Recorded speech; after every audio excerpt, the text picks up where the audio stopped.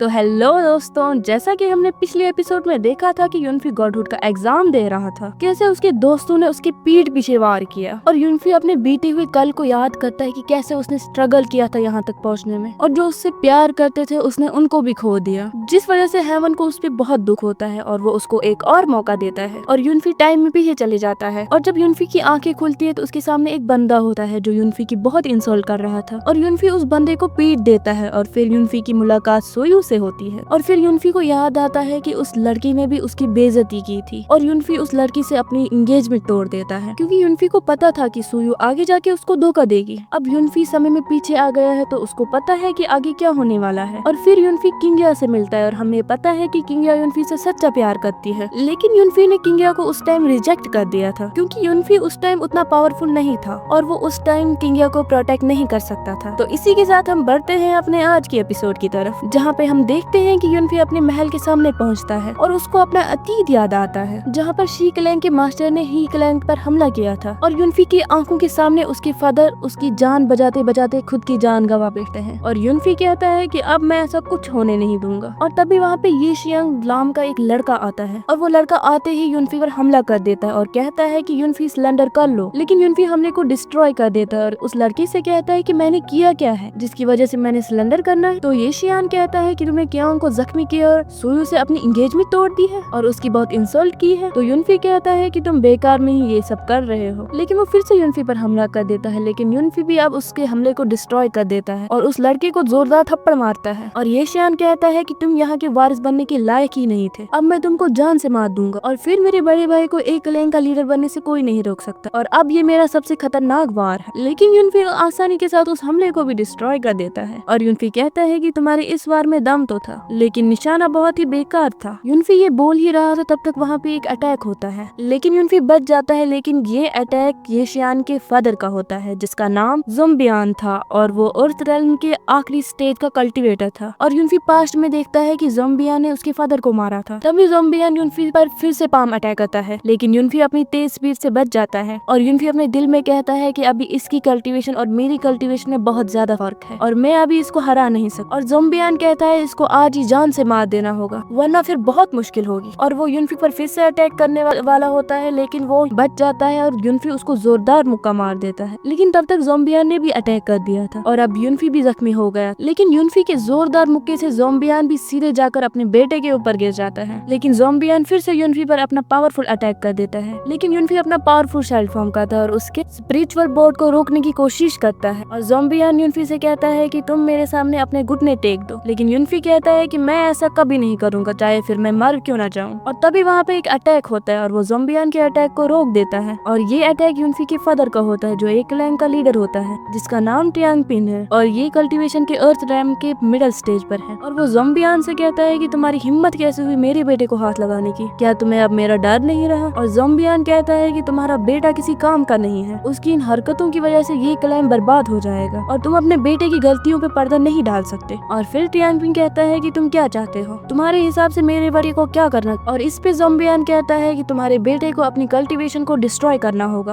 और इसके हाथ पैर तोड़ देने चाहिए। इस पर टियांग पिन ज़ोम्बियान से कहते हैं कि तुम्हारी सोच कितनी घटिया है और वो ज़ोम्बियान को जोरदार थप्पड़ मार देता है और कहता है कि यहाँ से चले जाओ। और ज़ोम्बियान कहता है कि देखते हैं कि तुम अपने बेटे को किस अंजाम तक पहुँचाते हो और वहाँ से चले जाता है। और फिर टियांग पिंग यूनफी से कहता है तुम ठीक तो हो ना। और यूनफी कहता है कि आपको फिर से देख के बहुत खुशी हुई और यूनफी बहुत इमोशनल हो जाता है और वो अपने फादर को जोर से गले लगता है, लेकिन टियांग पिंग को अजीब लगता है और वो यूनफी से कहता है कि ऐसे दो मर्द गले नहीं लगते हैं, लोगों को बहुत अजीब लगता है। और यूनफी भी स्माइल करते हुए दूर हट जाता है और तभी वहाँ पे यूनफी की जूनियर यूसी आ जाती है और वो भी यूनफी से गले लगती है और कहती है कि सीनियर आप आ गए, और कहती है कि ओ सीनियर मैंने आपको बहुत मिस किया। और यूनफी कहता है अरे मुझे छोड़ तो दो, लेकिन यूसी कहती है सीनियर आप सच में आ गए। लेकिन तभी यूनफी के फादर फिर से अनकंफर्टेबल होके कहते हैं कि लड़का लड़की भी ऐसे जोर से गले नहीं मिलते हैं, लोग अजीब नजर से देखते हैं। और वो दोनों फिर से दूर हट जाते हैं और यूनफी अपने दिल में कह रहा है कि फादर तो किससे मिलने ही नहीं दे रहे हैं। और यूनफी जूनियर से कहता है कि तुम अभी भी चुलबुली सी हो। और तभी वहाँ पे एक क्लैंग के सेकंड एल्डर आते हैं और वो कहते हैं कि यूनफी मुझे अभी ज़ोयू ने बताया कि तुम्हारे मॉडल वेन्स ठीक हो गए। यूनफी कहता है कि हाँ मेरे मॉडल वेन ठीक हो गए और अब मुझे कोई भी बेकार नहीं बोल सकता।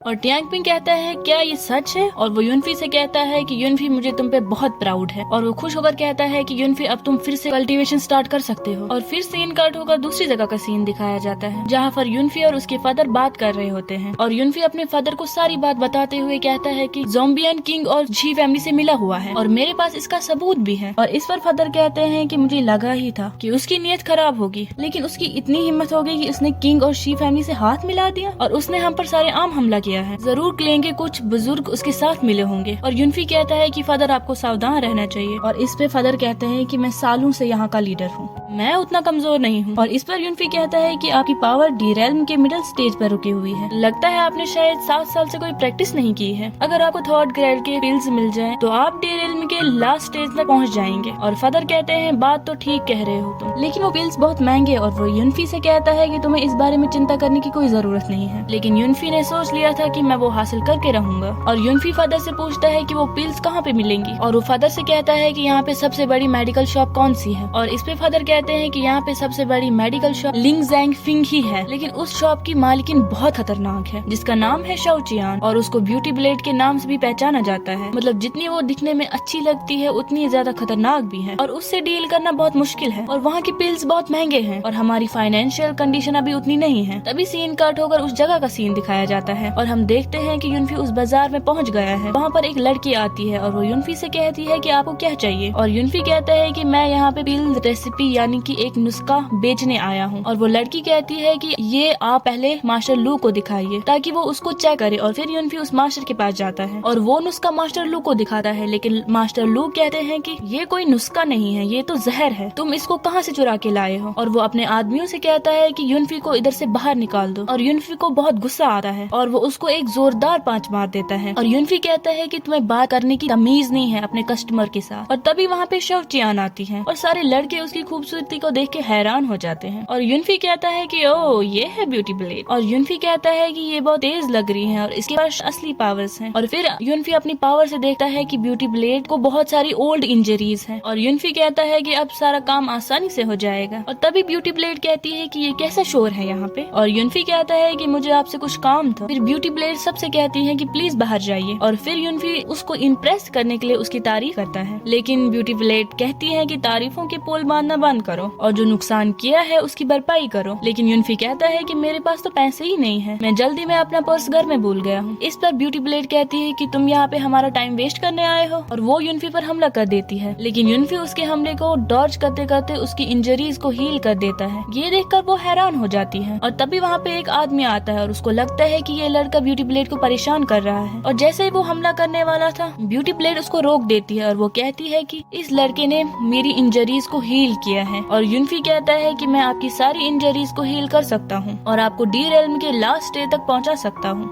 बाकी आपकी मर्जी। और ब्यूटी ब्लेड कहती है कि ठीक है, और वो युनफी को चाय पर इनवाइट करती है। और सीन कट होकर किंगिया पे आता है। वो युनफी को ढूंढ रही थी, लेकिन वो वहाँ पे सुनती है कि 2-3 लोग युनफी के फादर के बारे में बात कर रहे हैं, जहाँ पर वो कहते हैं कि 3 दिन के बाद जो मुकाबला है उस मुकाबले में हम टियांग पिंग को जान से मार देंगे और उसको खत्म कर देंगे। तभी सीन युनफी पर शिफ्ट होता है, जहाँ पर युनफी को स्नो ग्रीन चाय दी जाती है जो कि वहाँ की फेमस चाय है, और युनफी को वो चाय बहुत पसंद आती है। फिर ब्यूटी ब्लेड कहती है कि युनफी तुम मेरी इंजरीज को कैसे ठीक कर सकते हो। फिर युनफी उनको पिल रेसिपी यानी वो नुस्खा उनको दिखाता है और कहता है कि पहले आप इनकी स्केल को चेक करें, यानी उस पिल रेसिपी की। फिर मास्टर युआंग उसकी स्केल को चेक करते हैं और मास्टर युआंग कहते हैं बहुत खूब, ये तो बेस्ट कॉम्बिनेशन है, और कहते हैं कि ये पिल किसी भी वॉरियर की बुनियाद को मजबूत कर सकती है। ये तो सच में एक नायाब चीज है। इतना ही नहीं, ये शरीर के अंदर के हर जख्म को खत्म कर सकता है और हर जहर को बाहर निकाल सकता है। और ये सुनकर ब्यूटी ब्लेड इम्प्रेस्ड हो जाती है और कहती है कि युनफी बोलो तुम्हारी क्या शर्तें हैं। और युनफी कहता है कि तुम बहुत समझदार हो, और कहता है कि मैं ये पिल आपके साथ बनाना चाहता हूँ और इसका फायदा 50-50 होगा, बोलो क्या तुम तैयार हो। और ब्यूटी ब्लेड भी कहती है ठीक है, डील डन, तुम हर महीने अब आया करो या फिर हम तुम्हारे घर भेज दिया करेंगे।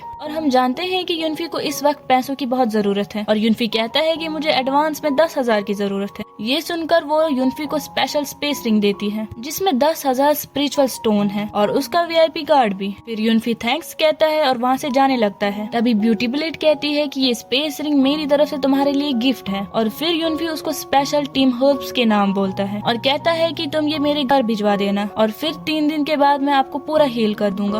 और ये कहकर वो वहाँ से चले जाता है और हम देखते हैं कि ब्यूटी ब्लेड युनफी से बहुत खुश होती है। और तभी सीन कट होकर बाहर का सीन दिखाया जाता है जहाँ पर युनफी चल रहा था और उसकी टक्कर किंगिया से होती है। और किंगिया कहती है कि युनफी तुम्हें पता है कि शी क्लैंग एक क्लैंग के खिलाफ प्लानिंग कर रहे हैं और मैंने अभी सुना कि कुछ लोग तुम्हारे फादर को मारना चाहते हैं। लेकिन हम जानते हैं कि युनफी को इन सब के बारे में पहले ही पता है क्योंकि युनफी समय में पीछे आ गया है। और युनफी किंगिया से कहता है कि तुम्हें परेशान होने की कोई जरूरत नहीं है। और हम देखते हैं कि किंगिया ने युनफी के लिए जिजिन पिल लाए थे और युनफी किंगिया का हाथ पकड़कर अपने दिल में कहता है कि ये लड़की कितनी लॉयल थी और मेरी कितनी फिक्र करती है। और वो किंगिया के क्लोज हो गया था। तभी वहाँ पे मास्टर रोंग आ जाती है और वो युनफी पर हमला कर देती है, लेकिन किंगिया बीच में आके उस हमले को डॉज कर देती है। मास्टर रोंग को किंगिया और युनफी की बीच की नजदीकियां बिल्कुल पसंद नहीं है क्योंकि वो जानती है कि ये सिर्फ तबाही होगी। लेकिन वो समझ गई थी कि किंगिया को युनफी बहुत पसंद है। फिर युनफी किंगिया से कहता है कि किंगिया हम 2-3 दिन नहीं मिल सकते क्योंकि मुझे मुकाबले की तैयारी करनी है। इस पे किंगिया कहती है ठीक है युनफी, मुझे तुम्हारा इंतजार रहेगा। और फिर सीन कट होकर यू का सीन दिखाया जाता है जहाँ पर यू कहती है कि चलो आज मास्टर के लिए कुछ पावरफुल डिश बनाई जाए। और वो युनफी के लिए कुछ बना ही रही थी तब तक यू को किसी ने किडनैप कर दिया। तो इसी के साथ ये एपिसोड खत्म होता है। और गाइज आगे इसके एपिसोड बहुत इंटरेस्टिंग होने वाले हैं। तो मिलते हैं अपने नेक्स्ट एपिसोड में, तब तक के लिए बाय बाय।